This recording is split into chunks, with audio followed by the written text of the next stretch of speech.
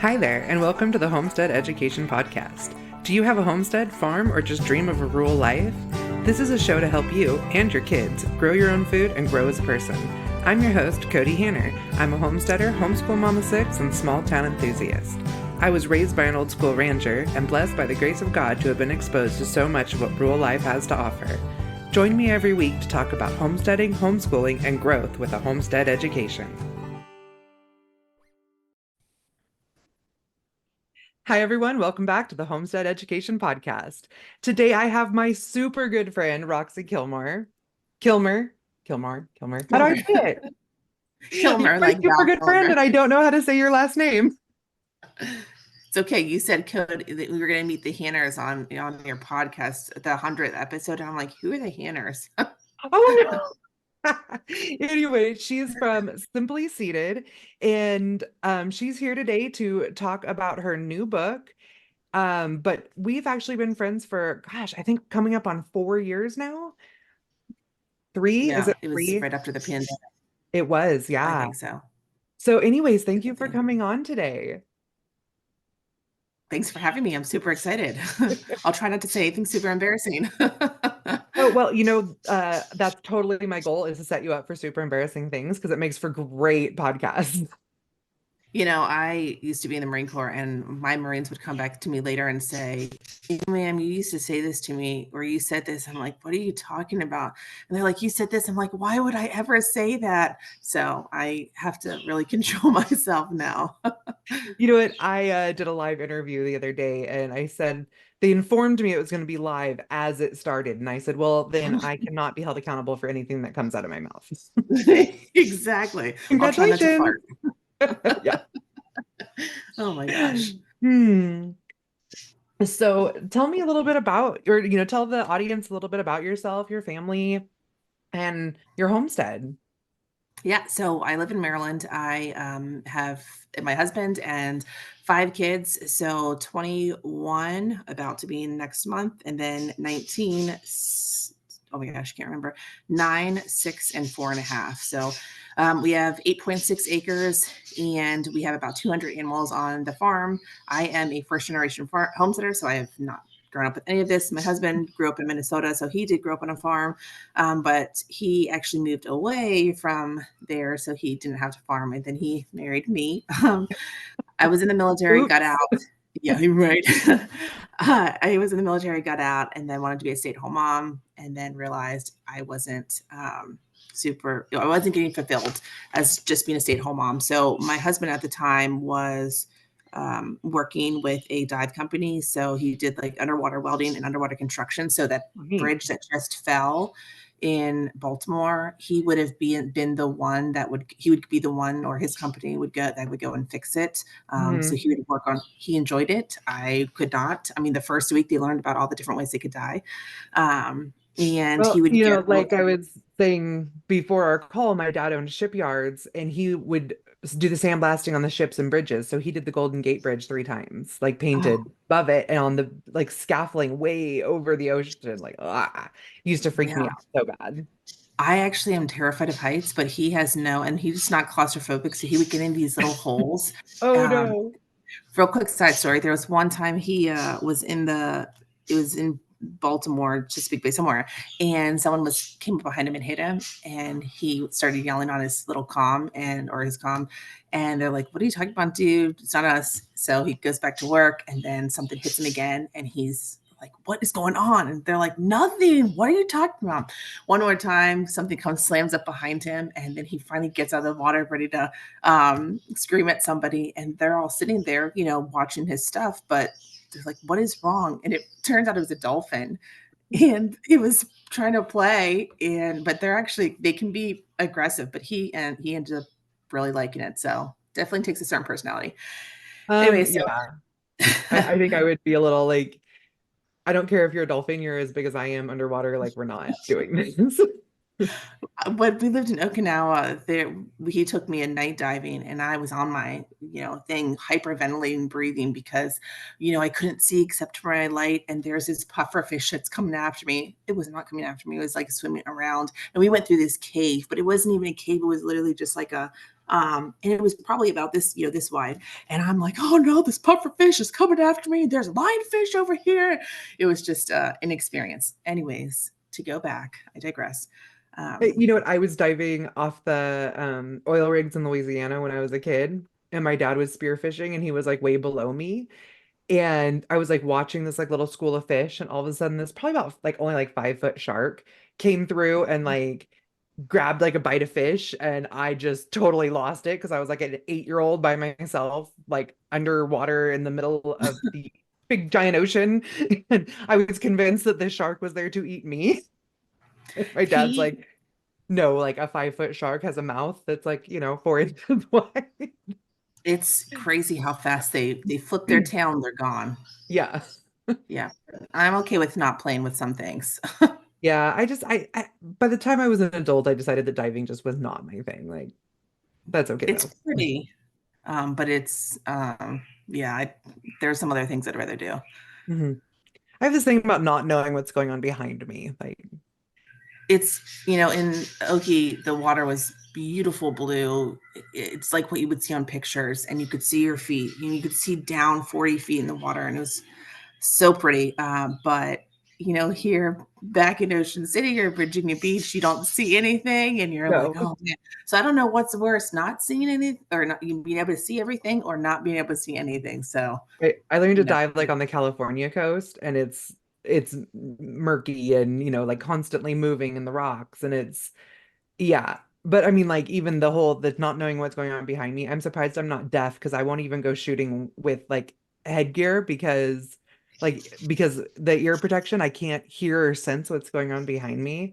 So my yeah, husband did finally buy me the ear protection that only works like once the noise happens.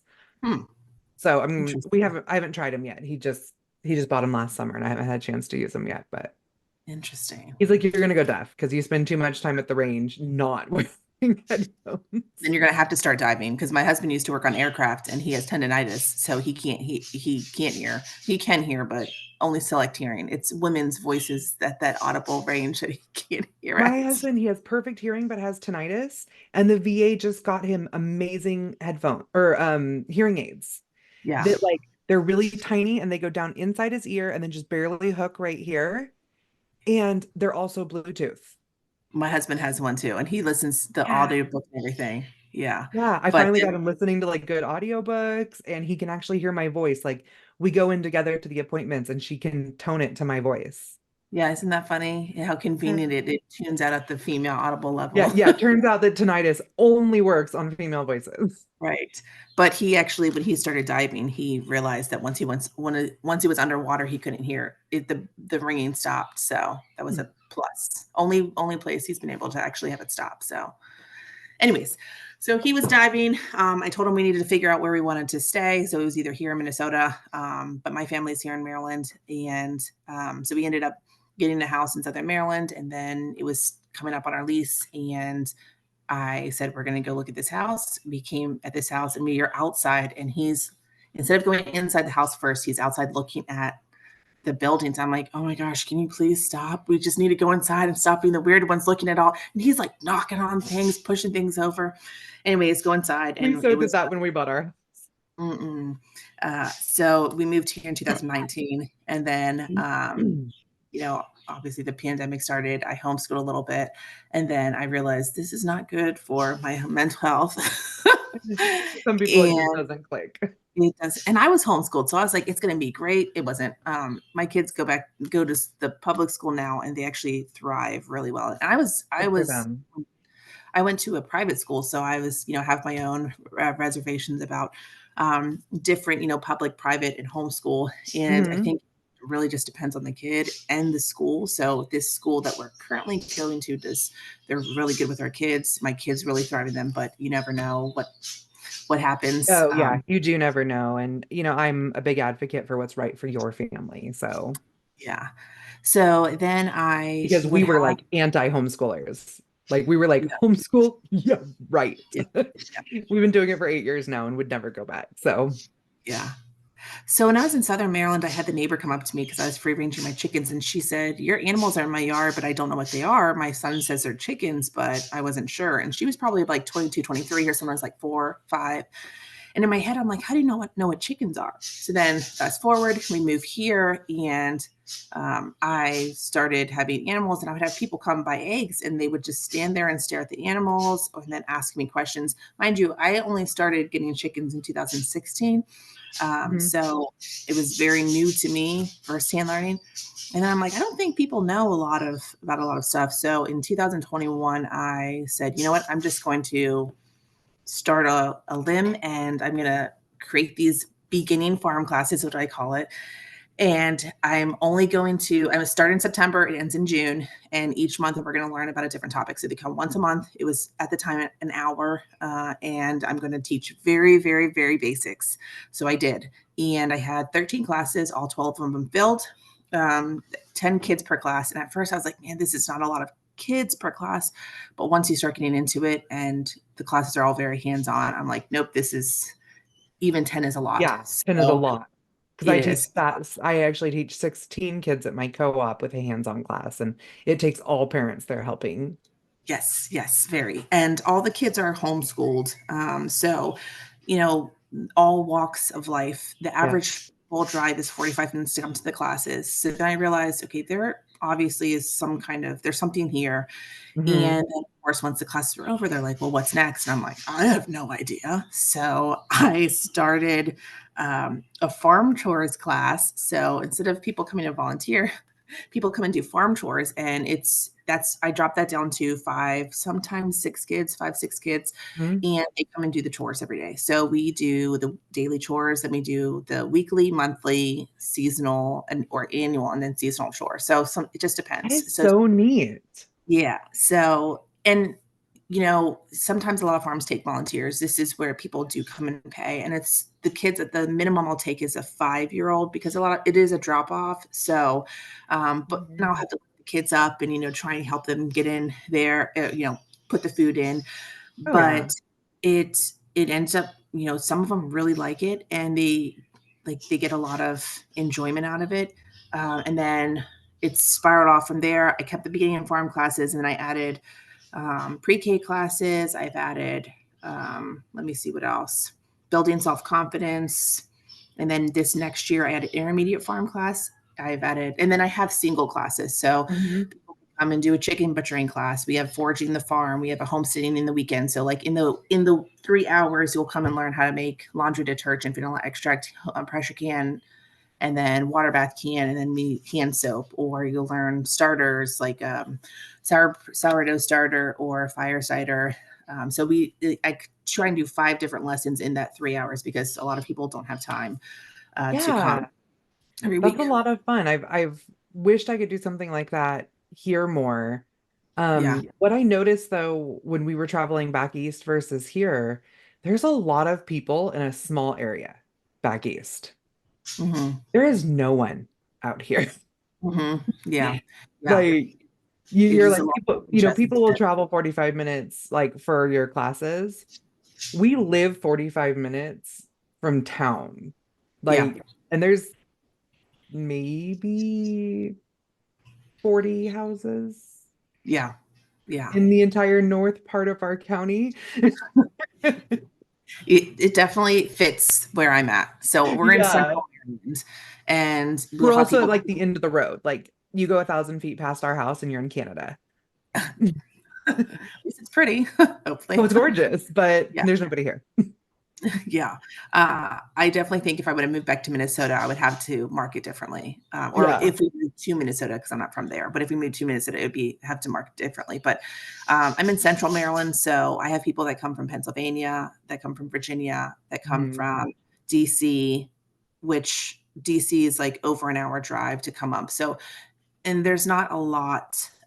There are farms around, but especially when I started, there weren't a lot of farming classes. Now there have Mhm. been more people who have opened up their farm to do different things. Some nonprofits It's that have become come. really popular, but I don't think it's gonna get to a place where there's not enough room for it. Yeah, and everybody has their own style. So Mhm. I'm not I have my own type of personality. I'm very blunt sometimes, or, people are like, what happens, if I touch the electric fence? Well, touch it and find out, then I'm very firsthand learning. Yeah. I'm kind of like that So too. So, but I think yeah, that's probably why we clicked. And I don't think we got a chance to tell the story. yeah, my Rox long-winded explanation. Roxy and I met actually standing in line for Homesteaders of America like 3 years ago. Right when it first opened up after the pandemic. Yep, it was this ridiculously long line, and there was so much fog, like you couldn't even see like 5 feet in front of you. And her and her husband popped in line behind us, and like I think my husband was like annoyed that we were standing in line or something, so I wasn't talking to him. So I turned and was like, "She looks nice. I'm gonna talk to her." And we couldn't, it was at the time when they had 5,000 tickets and sold 5,000 tickets, and then Yeah, everything was overloaded, and the credit card machine wasn't working. And of course, we didn't get cash, great planning. So we right? were trying to get the credit card and it wouldn't go through, and you offered to pay. And I'm like, oh, dear God, this is insane. Yeah, that was after we got inside and we were all trying to get breakfast at like Marcy Jane's or It was a something. roll. Yeah. Yeah. So we are trying to get a cinnamon roll and you guys couldn't get your cinnamon roll. And yeah, I was like, I'll pay for you. And And then we were leaving the conference. uh, This is the day 2, and we were leaving the conference, and you came up to me. I don't even know how it connected, and you're like, "You seem like you were really fun. Can I get your number?" yep.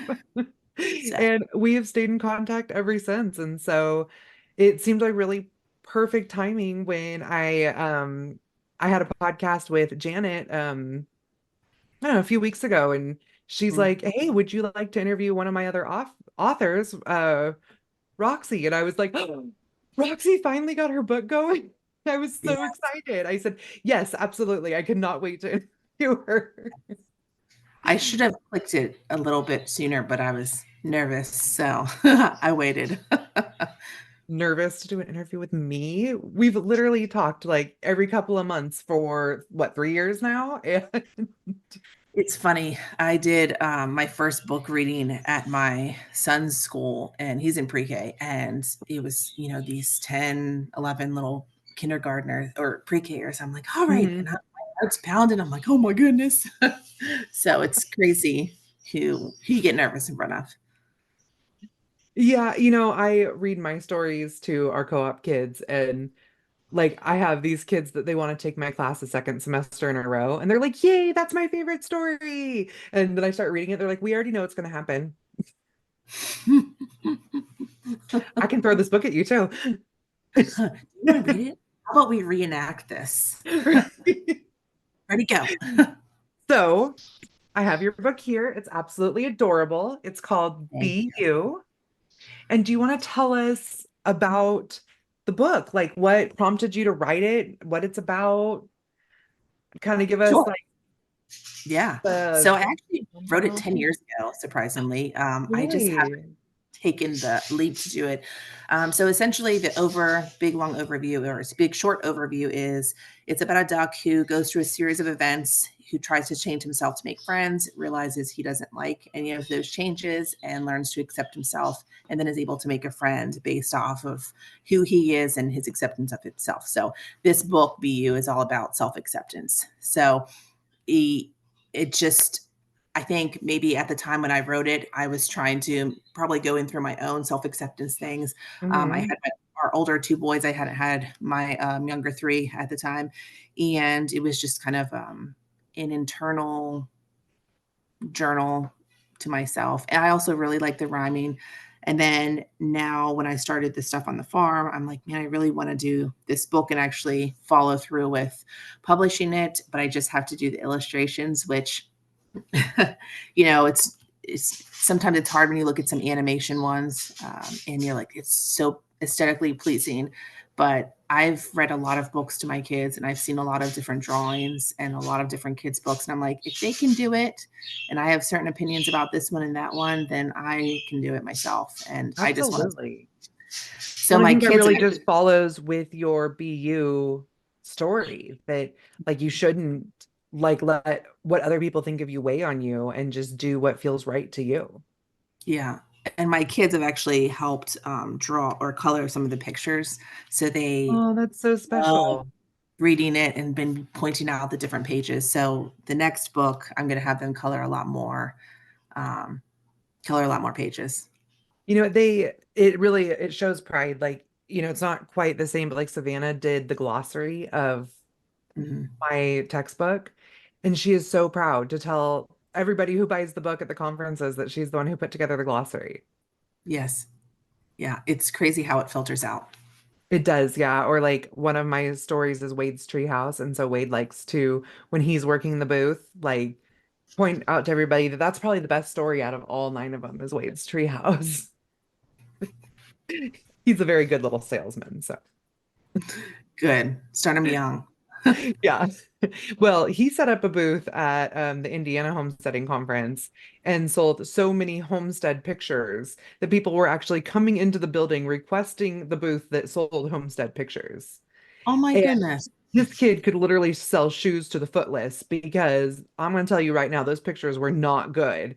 They're like stick figure pigs. And he made enough money to buy both him and his brother like freeze-dried strawberries and like a baseball cap and like he had like 20 something dollars. I was like, this is Good for him. insane. I think everybody has their own personality, and my daughter is very entrepreneurial, and Mhm.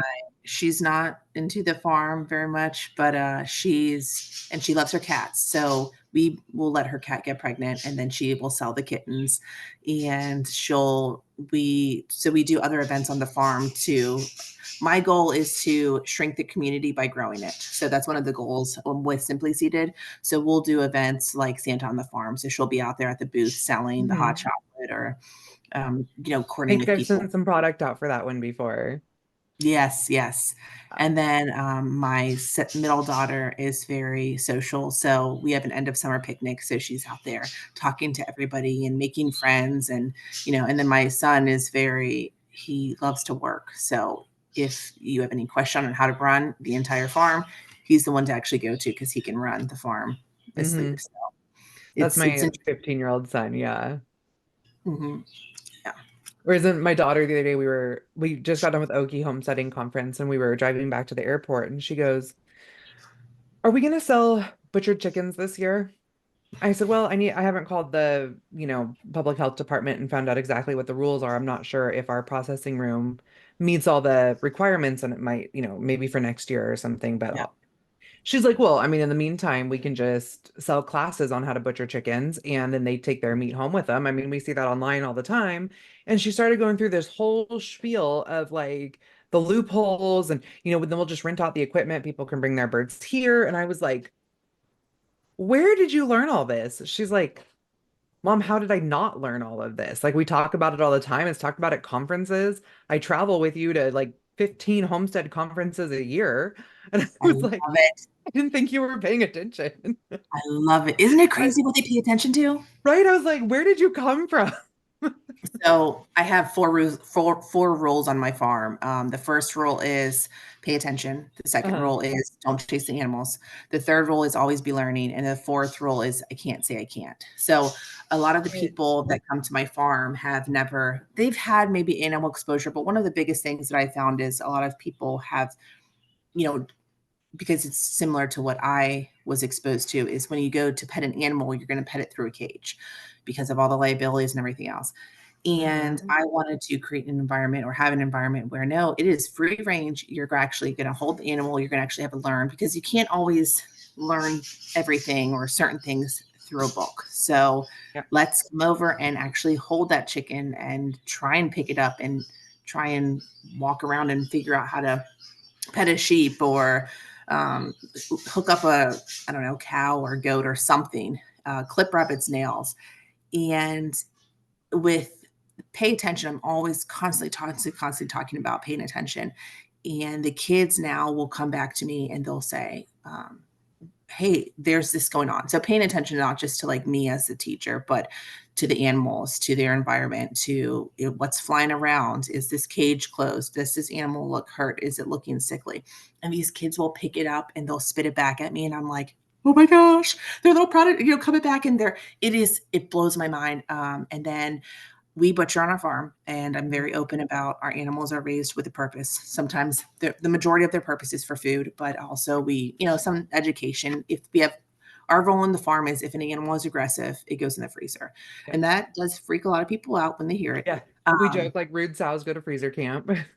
Yes. But now when people come, they will have conversations. The parents will tell me later at the dinner table, well, if George doesn't behave, he's going to get butchered. George was our goat who was headbutting. Or if, this animal's purpose is this. And the parents have come where they're like, oh my goodness, they've been shocked themselves, because the kids just very nonchalantly like, yeah, this is what's going to go on. And it's just such a cool connection that they've to say it's okay to handle and raise and pet and love and care for this animal, and still then take it to Well, an uh, animal still deserves a good life, mhm. and it's like we talk about that a lot. Like I have a whole pen of pigs that I'm raising out to feed. There's like 15 of them in there now. They're fed every day, they're watered every day. If I walk through the pen, they get scratches and talked to and stuff. But I'm probably not going to go out there and get down on my hands and knees and give them like ear scratches and, Yes, hand-fed treats like I do my sows because, there is that like line. right. And yeah, it's like a detachment. Mhm. But they're still going to be treated with like love and respect and everything that they need to live a happy, healthy life. Yeah. It is interesting too with your daughter saying like all this stuff. Because I have kids that process. So we have processing classes. So where Mhm. people will butcher. And it's both I usually advertise it as kids. And it's always interesting because the kids will surprise me and the parents because they come out and they have put in their mind, this is what I'm going to do. They're ready to do it. And of course I help them. Again, it's a very Mhm. sharp, so I don't want anything to happen. But they get in there and they take care of it, and it's amazing if you give someone a chance to do something, they'll do it, especially kids. Oh yeah. And they always impress me. I've learned so much from, so my third role that always be learning is I tell them all the time, I'm always learning, and just you can learn from me, but I also am learning so much from you guys as well. So they're a lot of fun.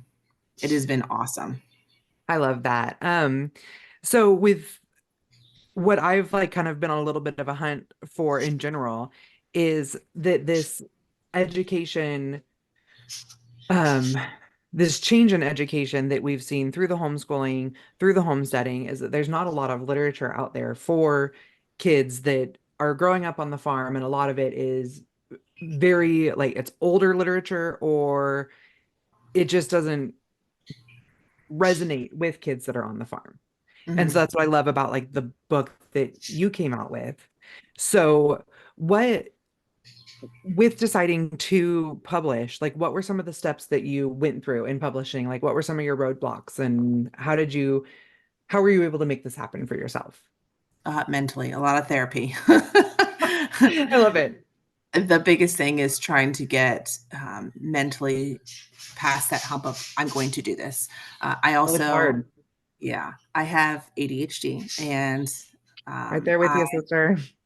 have, yeah. So I need a hard deadline, and I told myself I'm going to reach out and give myself the hard deadline because if I don't, I'm Mhm. going to. So That's one my husband doesn't understand that as an entrepreneur, he thinks it's your deadline. Why do you have to meet it? yeah, Because if I don't hold myself to those deadlines, I won't meet them. exactly. Yeah. So my biggest hurdle was the mental part of, okay, I'm actually going to go forward. And then it was a reach out, and then I'm going to get a deadline. And, Janet's been great to work with. Same as Michelle, that's her Mhm. editor. Okay. So they've both been really, really nice to work with, and they made it a smooth process. She was very happy, not coming back of, you know, this is horrible. You need to fix all this stuff. Very much of like, hey, here's, and then it was much of a very much of a team project. So the mental part was the first part, then reaching out to get a deadline was the second part. And then actually taking the time for myself to say, I'm going to dedicate the time to draw this out. So Mhm. since the book part, the words have already been written, it's more of the illustrations I need to go Yeah. through.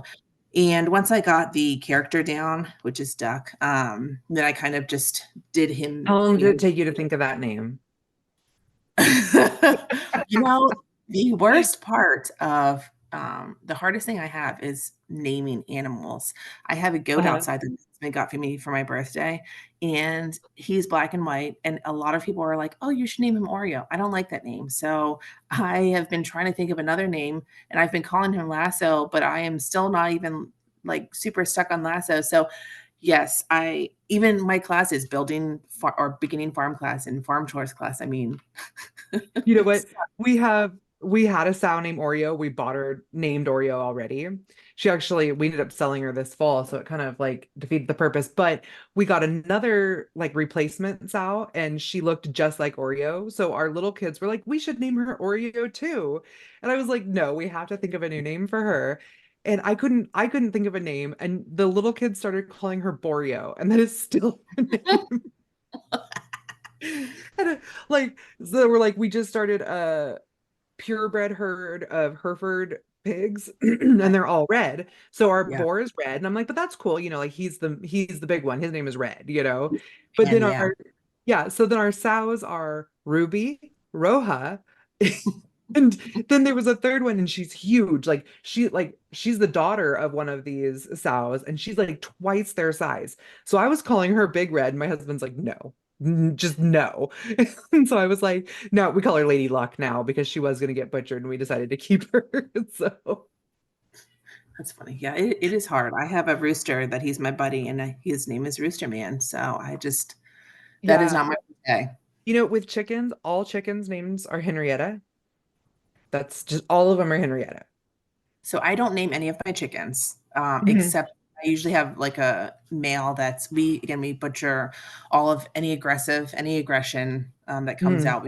They're gone. But I have Yeah. one, and he's beautiful. He's tricolored. He's a mix of because we have free range. We have about 5 roosters, so Uh-huh. we have a total of 60 birds, and then we have another 30 that are babies right now. Uh-huh. And so he is one of our older crosses, and he will actually let you pick him up. And I've never seen a Oh, rooster yeah. that is tame and not aggressive. But I didn't name him. But yes, I typically don't name anybody except for one or two roosters, and I Well, did. like the kids show birds sometimes, and so they'll ask like, what's your chicken's name? So, Henrietta. And people come to the farm, oh, what's your chicken's name? Henrietta. So all of them are Henrietta. And it kind Mhm. of like became a joke. And then I did have a rooster that was really sweet. And he'd follow me everywhere and like sit under my chair on the porch and stuff. And he was an Orpington, so I named him Brock Orpington.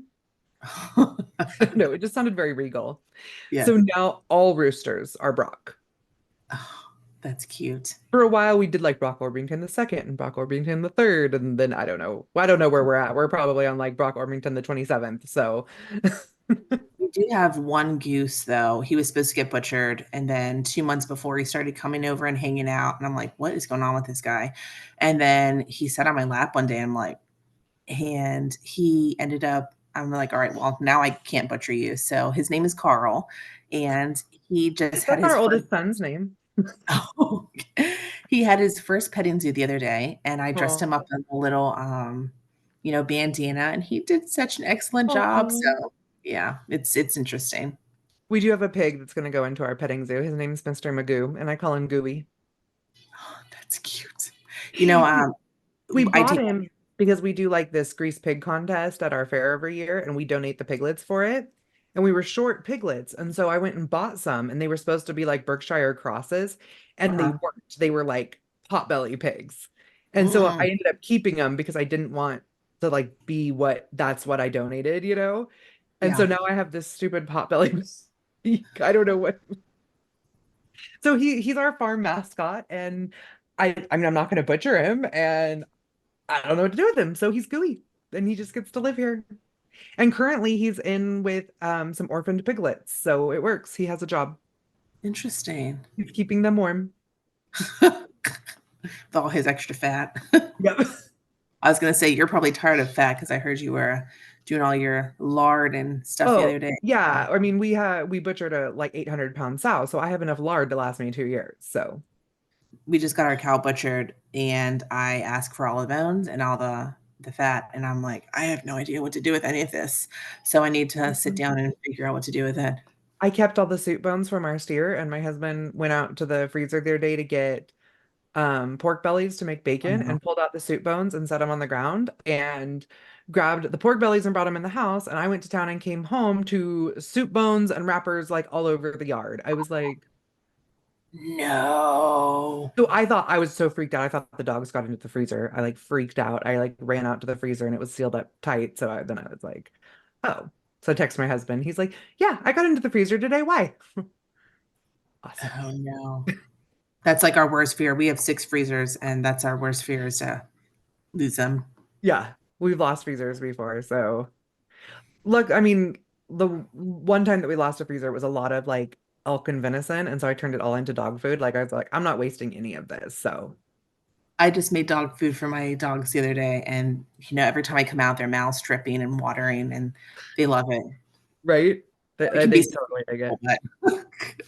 but All right. Well, we are getting to the end of our time. So my favorite question for everyone is what does keep growing mean to you? So when Simply Seeded started, I was in Okinawa, and I started with seed bracelets, and then I started with greeting cards, and then I started with seed bracelets, and then I started with seed necklaces, and then I was like, this is too much. Um, and then I ended up doing wedding invitations. So I actually did quite a few weddings and did a couple wedding like venues, and that was when we moved back to the States. And then when I got out of the military, we were moved down to up in Pennsylvania, then moved down to Southern Maryland, and then we moved up here to where we are now. And I'm like, oh, we're going to start these classes. So each place that we've been, it's kind of held a different meaning. So wherever you are in whatever season of life you're in, you just keep growing. So when I was in Okinawa, when I was in Pennsylvania, Southern Maryland, and now it's evolved. So even if you're not interested in homesteading or butchering or sourdough, what I am interested in, you can still grow in whatever you're interested in. If you're interested in bees, if you're interested in crafting, if you're interested in business. So my goal is to push that and influence people to always keep growing wherever you're at, whatever season you're in. Because again, if you would have asked me 10 years ago, this was not my forte. Um, Real quick side story. Another one. I actually went to school to be a vet, and Oh, wow. I was dual majoring in vet medicine and Spanish. And I took a lamb watch class, and we had our own ewe, and she would, you're not supposed to chase them. So you get in the barn, and she would start planning her escape route. And she stressed me out so much. She had aborted her 4 lambs the year before because she was so anxious. They were already looking to get rid of her. And Mhm. then we had our class or our test. And it was like an open book group test where we had all this information about grain or questions about grain and agriculture. I'm like, this is awful. Like, what? I have no desire or interest in any of this. And I was going to school to be equine and small animal vet medicine. I love the medicine part of it. And See, I was, I majored in animal science and I loved all the grain and agriculture part of it. yeah. And I was like, this is awful. So I ended up trying different things, try psychology, architecture. And then that's when I ended up going in the military. And it was a Marine who had told me, here's, how agriculture is important. Here's how it connects. And I'm like, oh, I never even thought about it like that. Anyways, go through my couple tours, and then get out, or got a couple duty stations, and then get out. I'm a stay-at-home mom, and then start these chickens. And all right, I got them just for my husband was actually in South Carolina for his dive training, and I was up in Pennsylvania, and I was just going to go look at these baby chicks. And I brought them home and stuck them in my bathroom because I had no idea what to do with them. And then it spawned off where now I teach why it's important to for like why is agriculture important? And Oh, we host wow. kids from Spain, and when they come over here, they're not interested in farming. They're interested in shopping and going to New York and riding the subway and going to DC. So they'll come to the farm, and I've taught these classes of, why is it important to know, or why is it important, even if you're not interested in it, how can you still kind of um, get value, give value, etc. So it's an interesting loop around, or so I think that that's is awesome. keep growing is whatever and wherever you are, just keep growing in whatever you're doing. That was a great story too. Thank you so much for that. Do you want to tell everyone where they can find you? Yes, so I'm on simplyseeded.org. So SIMPLYSEEDED.org. And then on Facebook, I am on Simply Seeded 2, TOO. There is a Simply Seeded up there, but that's another story. That is mine as well, but I got my Facebook wiped. So you're not going to find a lot of information on the Facebook page. On Instagram, it's also Simply Seeded 2, and that is just for me. Here's my everyday life. Here's what's going on. Here's Carl, and check this out. But simplyseeded.org is where all of my information and the book is at, and that's through Sawdust Publishing. So thank you, and big shout out there. But yes, and thanks for having me on. Absolutely. And I'll make sure I link all this in the show notes. And you will be able to find links to um, Roxy's book on my website as well. Yes, and if you guys are coming to the Homesteads of America, I will be there with Sawdust Publishing for the Homesteads of America too. Wonderful. Excited to see you there. Awesome. Thanks. Bye. Thank you for joining me today at the Homestead Education, and I hope that I have given you something to think about this week. To help others find me, please comment and leave a review on your favorite podcast player. You can also follow me on Facebook at the Homestead Education and Instagram at Homestead_education. Do you have questions that you would like answered or just want to say hi? Please email me at hello@thehomesteadeducation.com. Until next time, keep growing!